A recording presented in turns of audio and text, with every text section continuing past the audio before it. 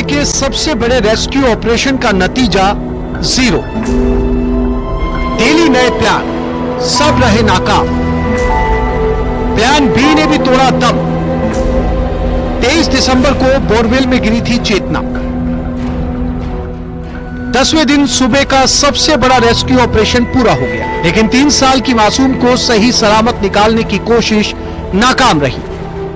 ये जो बोरवेल था जहाँ बच्ची फंसी हुई थी, उसी जगह से वो बोरवेल टिल्ट था थोड़ा। इसकी वजह से जैसे बच्ची सीधा ही कहीं जाते जाते एकदम बोरवेल टिल्ट हुआ और वही वो फंस गई। उसके साथ में जो मिट्टी आई, इसमें और कोई भी नहीं, सिर्फ मिट्टी के कंकड़, गीली मिट्टी के साथ, और उसके जो कपड़े थे वही फंसे हुए थे। अंगुली से धीरे धीरे हमने मिट्टी को चारों तरफ से हटाते गए और धीरे धीरे हमने अपनी गोद में अपनी बहन को, अपनी बिटिया को लेके आए। 3 साल की हंसती खेलती चेतना डेड बॉडी की शक्ल में बोरवेल से बाहर आई। एनडीआरएफ के जवान महावीर जाट सफेद कपड़े में लपेटकर चेतना को बाहर लेकर आए। इसके तुरंत बाद चेतना को एम्बुलेंस से कोटपुतली के बीडीएम अस्पताल ले जाया गया, जहां डॉक्टर्स ने चेतना को मृत घोषित कर दिया। चेतना को निकालने की 5 से ज्यादा कोशिशें नाकाम साबित हुई। 23 दिसंबर की दोपहर 2 बजे 3 साल की मासूम चेतना अपनी बड़ी बहन के साथ खेलने के लिए निकली थी। पास में ही उसके पिता बोरवेल से पाइप निकलवा रहे थे। चाय पीना कितना महंगा पड़ सकता है, ये उन्होंने कभी सोचा भी नहीं था। जैसे ही वो चाय पीने के लिए अपने घर पहुंचे, पीछे से चेतना बोरवेल में गिर गई। 23 दिसंबर दोपहर 1:50 पर कोटपुतली के किरतपुरा क्षेत्र में बड़ियाली ढाणी में चेतना बोरवेल में गिरी। दोपहर 2 बजे परिजनों ने पुलिस प्रशासन को सूचना दी। शाम 5:15 बजे एसडीआरएफ ने मौके पर पहुंचकर रेस्क्यू ऑपरेशन शुरू किया। शाम 6 बजे एनडीआरएफ की टीम पहुंची। रात 8:45 पर देसी जुगाड़ एक्सपर्ट्स जगराम एंड टीम पहुंची। डेली नए प्लान आए, लेकिन सब नाकाम रहे। 24 दिसंबर शाम तक 4 देसी जुगाड़ फेल हो जाने के बाद आधुनिक मशीनों से खुदाई शुरू की गई। इसके बाद खबर मिली कि मासूम 120 फीट की गहराई पर अटकी है। इसी बीच 24 दिसंबर की सुबह के बाद से बच्ची की कोई हरकत नजर नहीं आई, लेकिन कहते हैं ना, उम्मीद पर दुनिया कायम है। सभी चेतना के लिए चमत्कार की आस लिए सैकड़ों लोग रेस्क्यू ऑपरेशन के आसपास रत जगह करते रहे।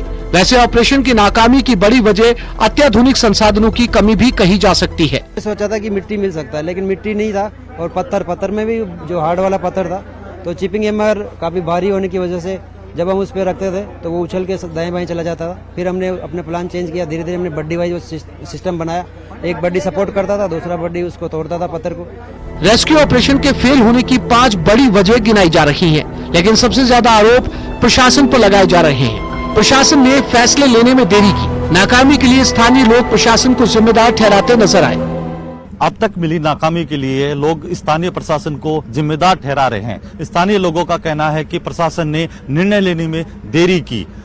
बच्ची जब सोमवार को बोरवेल में गिरी थी, उसको देसी जुगाड़ जितने भी लगाए गए, उससे 20 फुट हुक के जरिए बाहर भी निकाल लिया गया, लेकिन बच्ची वहीं फंसकर रह गई।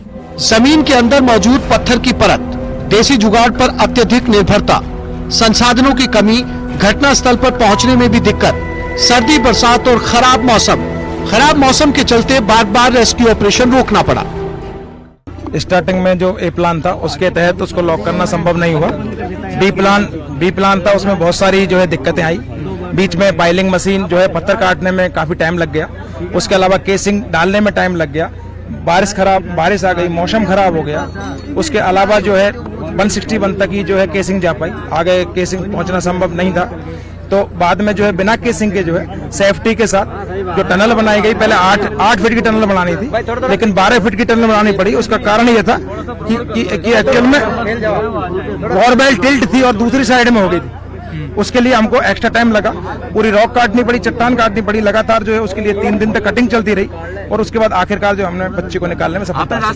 बोरवेल में गिरकर जान गंवाने वालों में चेतना पहली और आखिरी नहीं है। ऐसे हादसों की लंबी चौड़ी फहरिस्त है। खेत खलिहान और आंगन में खुले पड़े बोरवेल में गिरने से देश में हर साल औसतन 50-60 लोगों की मौत हो जाती है। हालात इसलिए भी गंभीर है क्योंकि बच्चों को बाहर निकालने के लिए अभी तक कोई स्पेशलाइज्ड या रोबोटिक सिस्टम डेवलप नहीं हो पाया।